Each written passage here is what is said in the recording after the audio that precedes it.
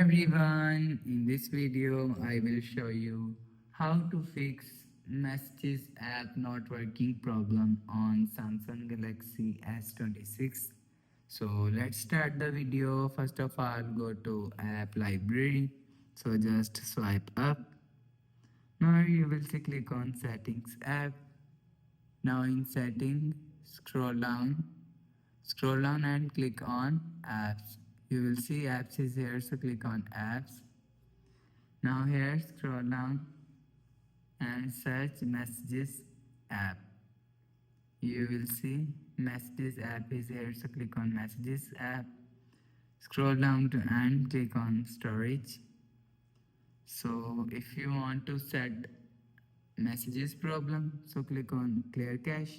So after click on clear cache, your problem is solved. So after the process, go back to home screen, refresh phone. So that's how you can fix messages app not working problem on Samsung Galaxy S26. So if you like the video, please subscribe. Thanks for watching.